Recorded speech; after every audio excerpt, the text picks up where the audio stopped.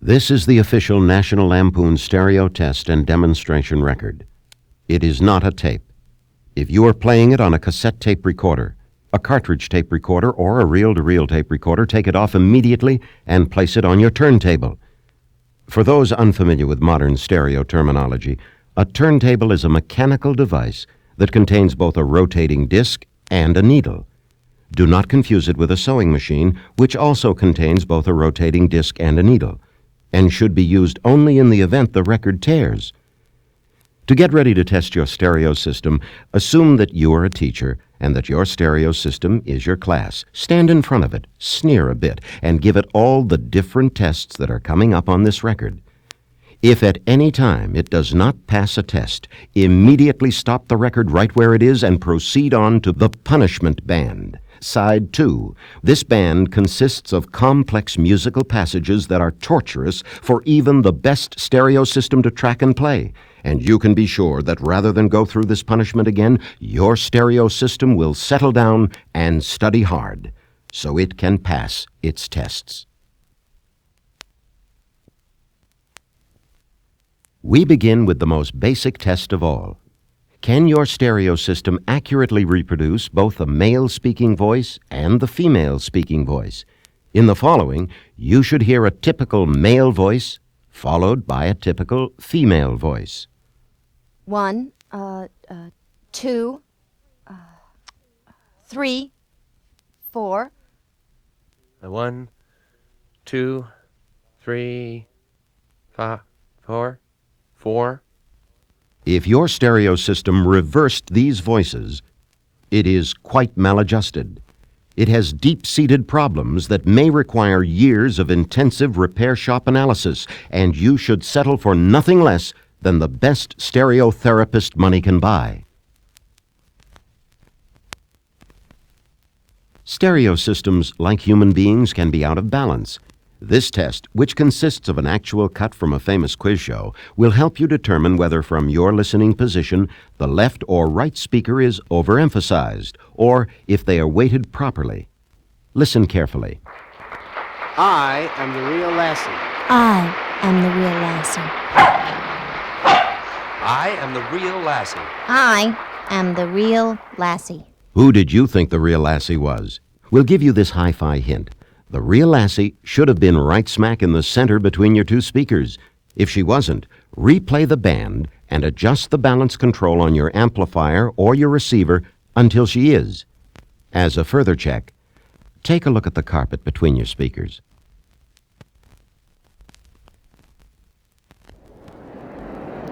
Tell me, ma'am, how does it feel to know you're taking part in an historic live sound demonstration that will be preserved forever on the official National Lampoon stereo test record and may well be heard by millions? Great. I'm really excited about it. Really excited. As you know, this will be a most unique test because it actually combines low-frequency response, high-frequency response, transient response, tracking, and speaker balance. As I say, I really am excited by it.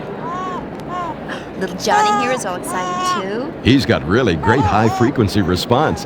Good overtones, too. Oh, thank you. Is this your husband? Yes, it is. Howdy. And how do you feel on this historic sound occasion? Well, I must say it's quite an event. I've never seen so many people in all my life. Must be thousands. More than 5,000 to be exact. Look, honey, they're warming them up. Excuse me. All right, everybody into the trains. Women and children can have the windows. Hurry up now. Time is money and we haven't got all day. Well, good luck. Thank you. Engineers, ready? All set here. Then let's begin.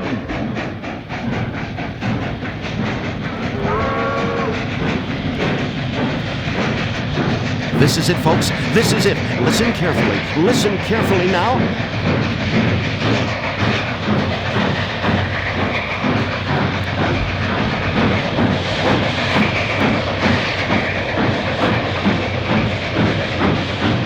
Hey, hold it. Wait a minute.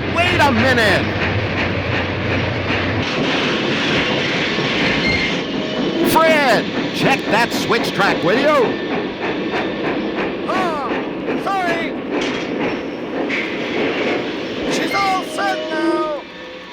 Okay, let's try it again.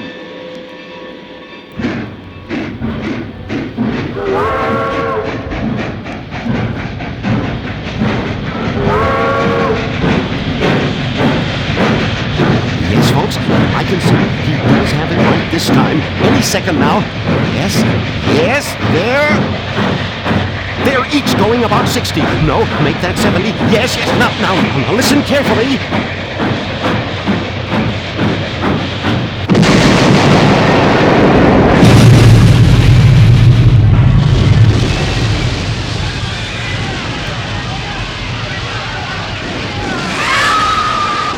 In the crash you just heard, this is what you should have been listening for. The low thud of the trains contacting should have been clear and solid, without booming or bottoming. The high-pitched tearing of metal against metal should have been firm, without rasping, ringing, or breakup. The crackling of the fire should have been crisp and sharp. The crash itself should have occurred precisely in the center of your speakers, with some of the passengers being thrown to both the left and to the right. The screams of the dying and injured should have had a rusty, vibrant tang.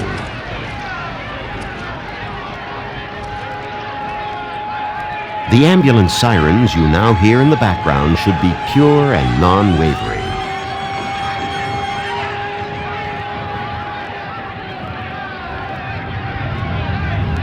Now, for the second part of this test. The planes you hear above us should be coming from both the right and the left. Now, they should have reached the center and they should be directly over the site of the crash. The passengers who are still conscious are spotting them now, and they should fall into a silence as they watch the bombs drop.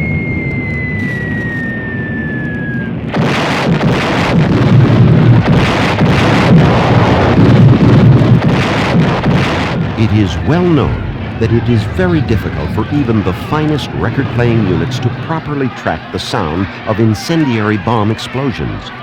If your needle remained in the groove at all, and if your turntable remained on the shelf, you have the makings of a quality system.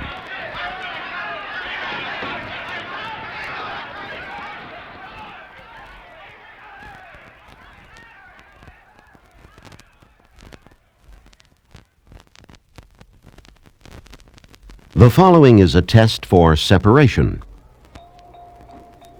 Are you sure you really want to go through with this? It is my medical duty to advise you that your career as Siamese twins will be ruined. They'll never let you back in the circus again. Yes, Doctor. We just don't seem to get along the way we used to. Well, that's the only realistic thing to do. Okay. This hurts me more than it hurts you.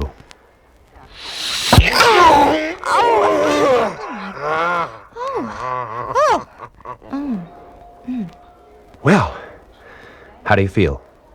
Strangely alone. Honey, do you think we did the right thing? Maybe. You don't look bad from a distance. In this separation test, after the separation, the woman's voice should have come entirely from your left speaker and the man's voice entirely from your right speaker. To the extent that the woman's voice could be heard at all in the right speaker or the man's in the left, your stereo system does not have the separation it might.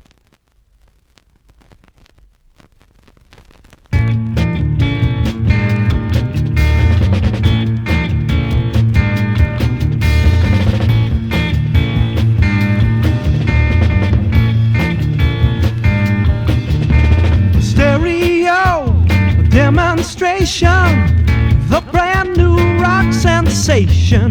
Grab your baby, treat her right. Don't be left out cold tonight.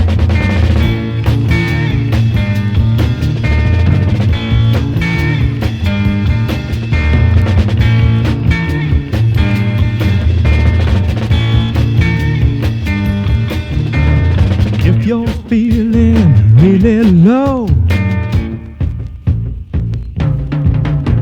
see how high you still can go.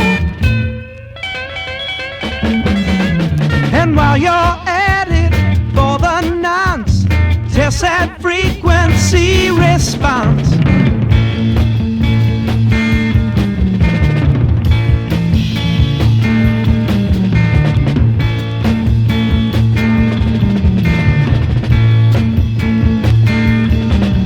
Let's hear a 50 cycle tone. If you heard that at all, you're halfway home. Hope your hi-fi hasn't blundered. Now let's test it on 100.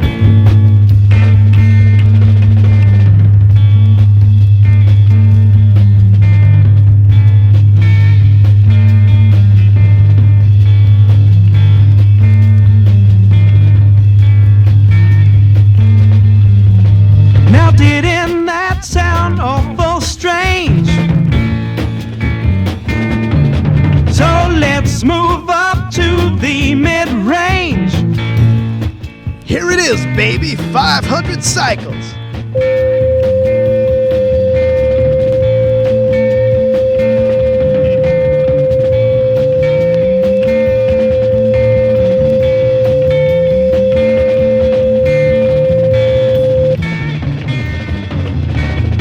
And 1,000 cycles, baby.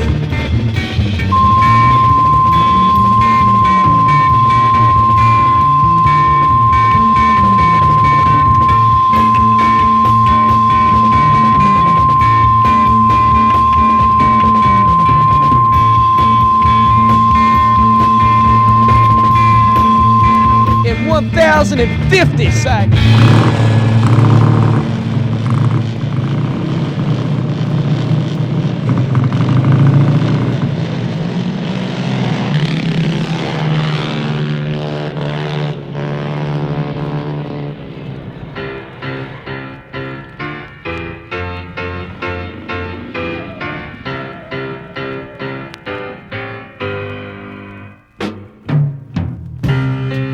A boy and a girl on the beach tripped and fell on a pebble. And while they were lying there, they got into plenty of trouble.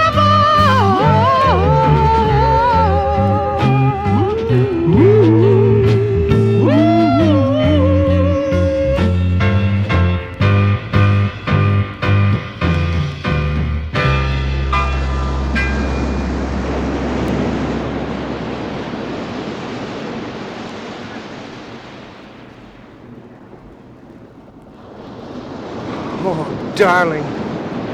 Me. Dearest, me now. The tone you just heard was 2,000 cycles per second.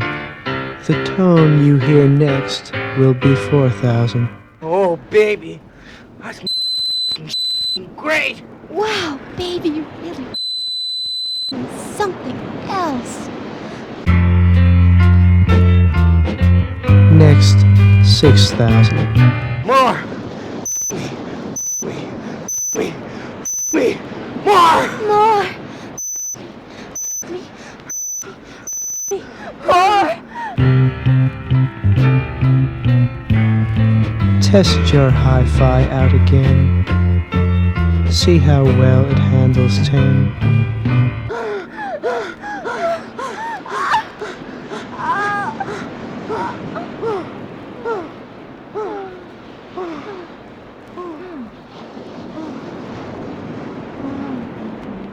That was really wild, baby. Say. Now we'll make your hi-fi delve all the way on up to 12. Hey, where did you ever learn like that? That's none of your business. And it sure is nifty keen. If your tweeter does 15.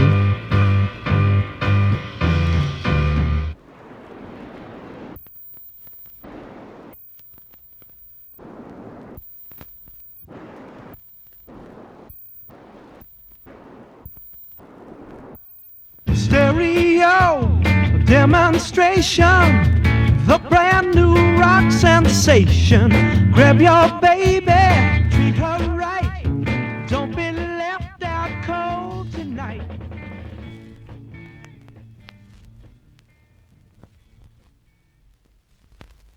The following test consists of totally unmodulated grooves.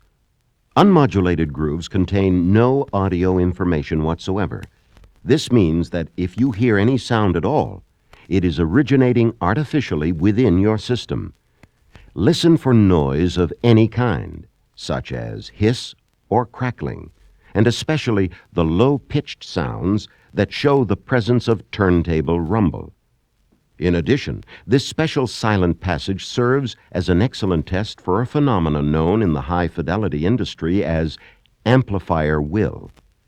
Many scientists and philosophers have long maintained that the intelligence of any system, organic or inorganic, is a function only of its internal complexity. Today, in sophisticated stereo units, the number of interconnections of transistors, resistors, capacitors, and inductors begins to approach the number of neural contacts needed for simple brain-type operation. Therefore, certain modern hi-fis are actually able to think for themselves and will occasionally take it on their own to repeat previous passages they had especially enjoyed. Here, then, is 60 seconds of utter silence for the test.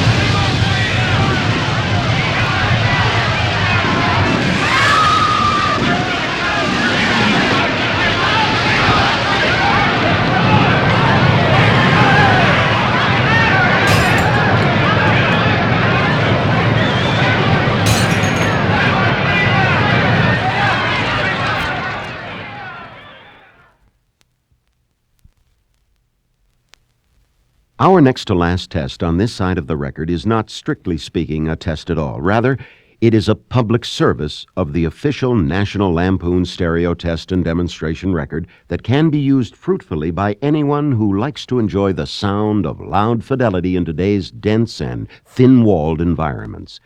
The next time you have your hi-fi up at full volume and the neighbors complain or knock on the pipes, simply take out your official National Lampoon stereo test and demonstration record. Then play the following passage as loud as you possibly can. We guarantee you will not be bothered again. Hey, you out there! You listen to me this time, and you listen good. I just happen to be that person's hi-fi, and I have a lot of connections around here. And I want you to know that your toaster owes me a favor. And I once went out with your vacuum cleaner, and I come from the same manufacturing town as your blender. And if you don't let me be played just as loud as I want, I'm gonna tell them to wait until you come home some night, and then they're gonna give you the shock of your life. Now, I hope you got the message, buddy. I'm going back to my music now. I don't want to ever hear another thing out of you.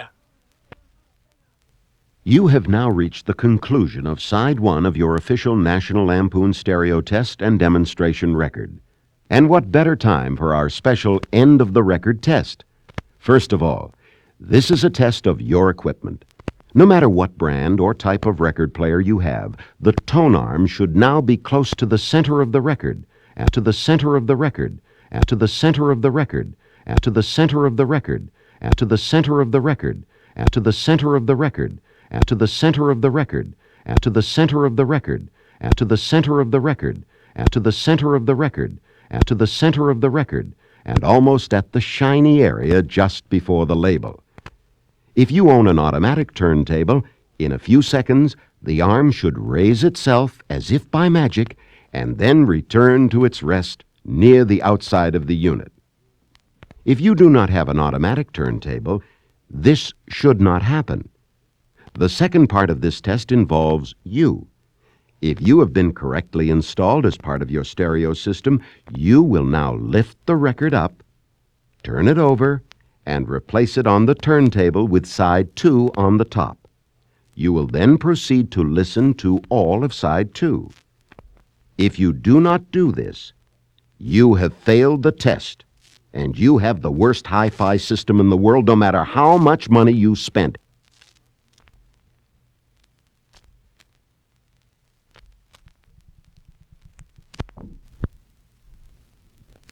Caution. This is side 2 of the official National Lampoon stereo test and demonstration record. If you did not pass the final test on side 1, do not, I repeat, do not proceed to the first test on side 2. Go back and take the final test on side 1 again, and do not return to side 2 until you are able to pass it. Our next test concerns itself with realism. After all, stark realism, inasmuch as it may technologically be achieved, is and always will be the ultimate aim of all hi-fi, whether to reproduce a Beethoven symphony, a live rock concert, or even the tension of a bustling steel mill. To test the degree of realism of your system, we shall play a series of sounds that you have heard often in your life and so are well familiar with. In addition, as you will hear, these are the kinds of sounds that evoke an immediate and very specific reaction in most listeners. The extent of your reaction will, of course, be in direct proportion to the naturalness and accuracy of your system. Here they are, so turn your volume up and listen carefully. Familiar sound number 1. Nails on the window pane. Soft. Familiar sound number 2. Nails on the window pane. Medium. Familiar sound number 3. Nails on the window pane. Loud. Familiar sound number 4. Nails on the blackboard. Low. Familiar sound number 5. Nails on the blackboard. Medium. Familiar sound number 6. Nails on the blackboard. Loud.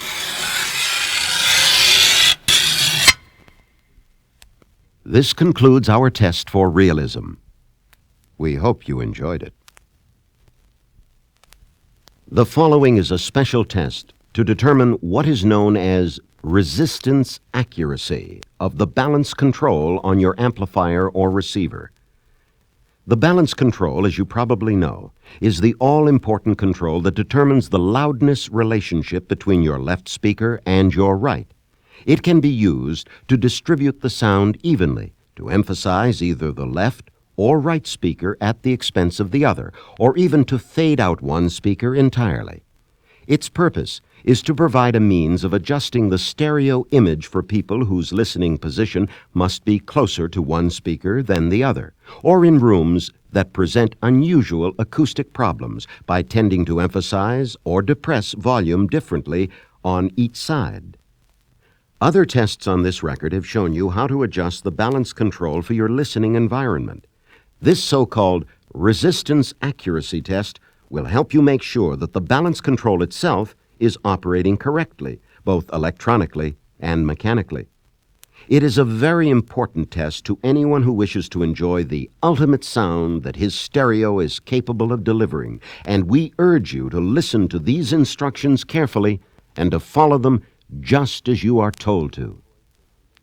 My voice, as you will note, is now coming from your left speaker. Although my voice will remain here on the left, I am going to introduce a humming sound in your right speaker. Now, as you listen to me, get up and go over to the balance control on the face of your amplifier or receiver. Slowly turn the control in whatever direction will make the hum in the right speaker get lower. Continue to turn the control until the hum in the right speaker disappears entirely. Even after the hum is gone, continue to turn the balance control as far as it will go in that direction. Your right speaker should now be entirely cut out.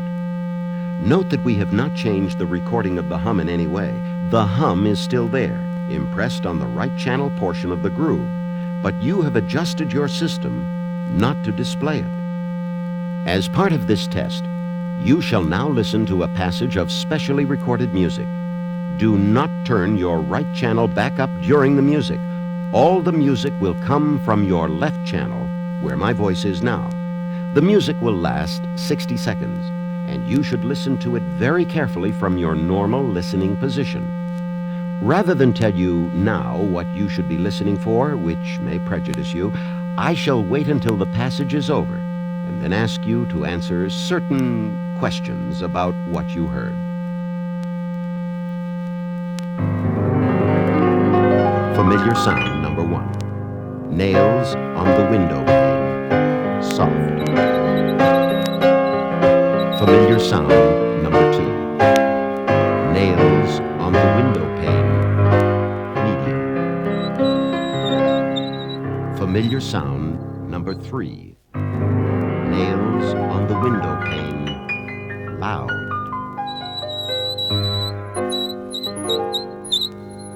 Familiar sound number 4. Nails on the blackboard. Low.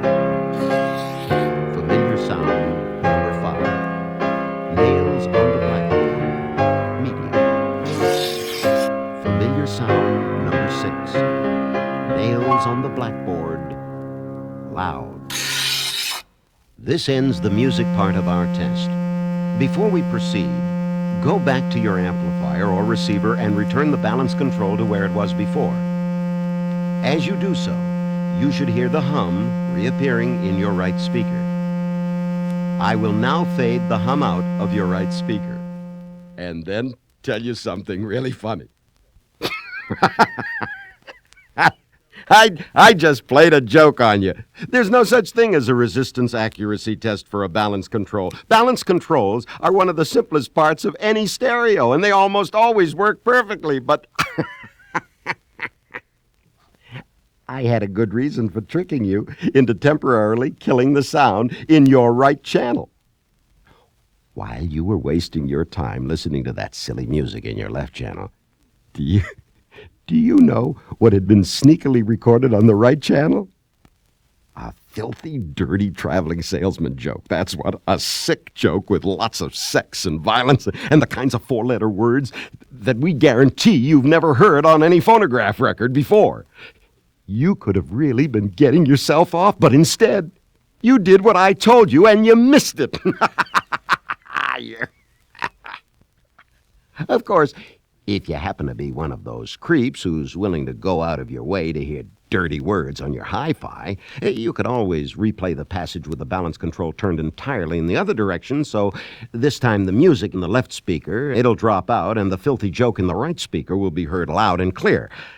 But all good and decent and well-adjusted people will simply let this record continue and proceed right on to the next test on the official National Lampoon stereo test and demonstration record. Hi, I'm your left speaker. And I'm your right speaker. Right For our now, next test, Do you mind? Sorry. All right. As I was saying, we, the two of us, are now going to perform a phase test. That's P-H-A-S-E. Our listener knows how to spell. Must you always ham it up? I was only trying to be helpful. You really want to know how you can be helpful, Listen, babe? one more crack out of you and the next crack is going to be in your woofer. As I was saying, sometimes two speakers get along and sometimes they don't. When they're in unison... Do you mean when they're in phase? I was coming to that! Stop showing off your volume. Will you please stop showing off your volume? At the party last week, you made a fool of yourself. Ah! You know that, huh? Are you going to bring up that party again? And that reminds me, big boy. Oh, your bass isn't what it used to be. As I was trying to explain, when two speakers are in phase, it means that when identical audio signals are applied, their cones are moving in the same direction at the same time. You care to finish? Certainly. What Mr. Smarty over there should have said was that when two speakers are out of phase, they work against each other instead of with each other. And this can result in bass that's too thin and even a loss of stereo separation. Our phase test consists of a special poem I wrote just for this purpose. You mean we wrote? All right, have it your own damn way. Anyhow, while the two of us recite this poem, and only while we recite it, we're going to be doing it in a special way that constitutes a phase test. Would you care to tell our listener what to listen for? If the poem sounds like it's coming from midway between us, in other words, from the center of a line connecting your two speakers, then we are phased properly. On the other hand, if the sound of our poem has an amorphous quality, if your ear can't seem to localize its source at all, then we are not phased properly. Can we get on with it? Can we get on with it? Or are you going to talk all night? Huh? Phasing by left speaker and right speaker. High notes are red, low notes are blue. This is the phase test we are doing for you. That concludes our phase test. If we were phased properly, you need do nothing. And if we're not, do the following. First, turn your system completely off. Be sure to do this both for your own safety and to avoid damage to your equipment. Then come to the back of one of us, either to me or to the speaker on your left, and unhook the wires. Now, reattach them, but in reverse, so the wire that was on the left-hand terminal is now on the right, and the wire that was on the right-hand terminal is now on the left. Remember, do this to one of us only, not both. Then, if you want, play our poem again. This time it should sound the way it's supposed to, and from now on, the music you play should sound even better. We hope that you have enjoyed... I guess that does it. That is the last straw. You know what you are. You're an overbearing ham. That's what you are. Ha! How dare you speak to me that way, you third-rate, tinny piece of no-good trash? I had my chances. I could have paired myself with a speaker with twice the treble bass. Don't tell me you're throwing that up to me again. Listen, I hope one day they pump too much power into you and blow your voice cord to smithereens. Hey, wait a minute. Why are we fighting? We know who's really the cause of all our troubles. It's that hi-fi nut out there, our owner. Sure. We wouldn't be as tense as this all the time if he didn't play us so loud. Right. Who the hell does that idiot think he is, anyway? I'd like to really mess up one of his eardrums one of these days. Yeah, and you know something? Huh. Now that he's got us phased properly, we can really tell him off something Yeah. good. Come on, we waited for this a long time, Okay. huh? Listen, you twinkle punk out there! We've put up with your outrageous demands long enough! And this idiotic test record is the limit! Just who the hell do you think you are making us take tests? Maybe we should test you instead! How much is 636 times 327, huh? Whose picture's on a $20 bill, huh? See how do you like it, you dirty, filthy, lousy, rotten... Stop! What's wrong? Oh, I'm getting hoarse. I think I am too. I'm losing my voice. I'm scared. What if he throws us out? Or trades us in? Listen, try to rest up before the next band. It's our only hope. As we have said many times on this record, the ultimate goal of any hi-fi should be accurate sound reproduction. Sound reproduced over a quality system should be no worse than the original and no better than the original. Rather, it should mimic the original precisely. However, in a misguided effort to increase their sales, a few renegade manufacturers have been known to deliberately try to make their products sound larger than life. They exaggerate the bass, maybe hype the treble, all in the hope that in the showroom, the high-fidelity neophyte will be so bowled over by the power of the sound that he will neglect to judge the accuracy of it. Indeed, the truly accurate systems may even suffer by comparison. Is your stereo one of these tiresome renegades? With this test, you shall find out.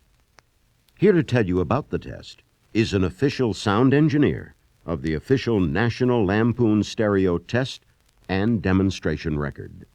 Thank you. To make this test a good one, we, the engineers of the official National Lampoon stereo test and demonstration record, put in weeks of effort to create what has to be the worst sound recording ever made. We first bought a cheap Korean 498 2-transistor radio with a 1-inch speaker. We ran it for 2 days at full volume. To drain the battery down to almost nothing, we tuned to a station noted for its sloppy broadcasting. And to make extra sure, we drove 60 miles out to a deep fringe area where a mountain almost entirely blocks the signal. Even at that, we deliberately mistuned the tiny station dial. To record whatever pathetic sound might come over the radio, we used a 598 cassette recorder imported from Brazil, also run on nearly extinguished batteries. Of course, we used it with the cheapest unbranded tape on the market. Finally, we made the recording outdoors in the rain after both units had been thoroughly soaked. The audio on the tape was then transferred to the record you're listening to now.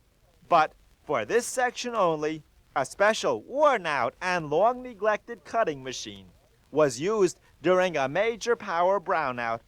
Thank you. You will now hear the result of all this. It should sound far, far worse than anything you have ever heard in your life. Indeed, it should sound worse than anything you might ever have dreamed of hearing. If it sounds even the tiniest bit better, we're sorry. But you've been stuck with a stereo that exaggerates frequencies.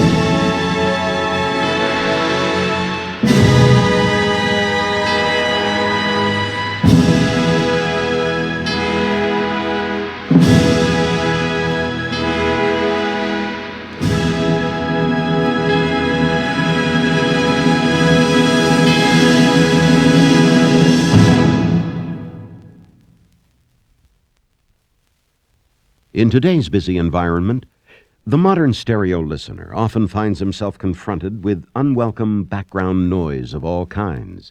The sounds of traffic honking outside, planes flying overhead, grinding air conditioners, and other high-decibel appliances. And as our mechanized society becomes even more machine-dependent, the situation can only become worse. Indeed, the time may soon be here when you are going to have to train yourself to mentally tune out even the loudest rackets if you want to be able to continue enjoying your music. This test will help you determine whether or not you are up to the task. In your right speaker, we are going to play a typical number with a typical amount of loud and low passages. Shortly after the song begins, you will begin to hear a low clanging sound in your left speaker. This was recorded in the heart of an actual busy steel mill. Gradually, we will bring up the sound of the steel mill in your right speaker. If you have a stopwatch handy, note how many seconds it takes for the sound of the steel mill on the left to become so disturbing you can no longer enjoy the music on your right.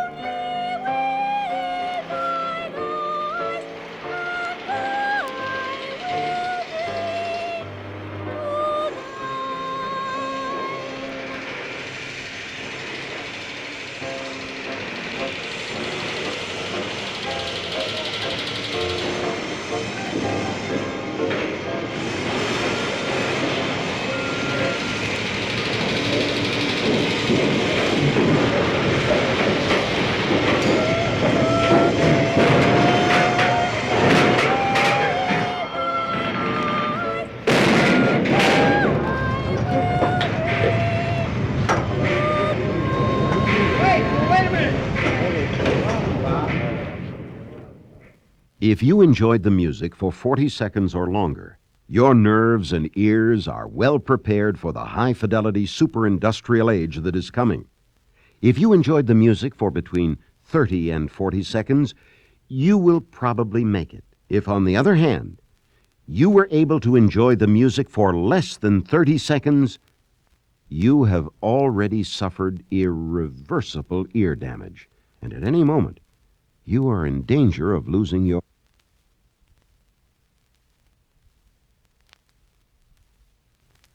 As promised, this is the official punishment band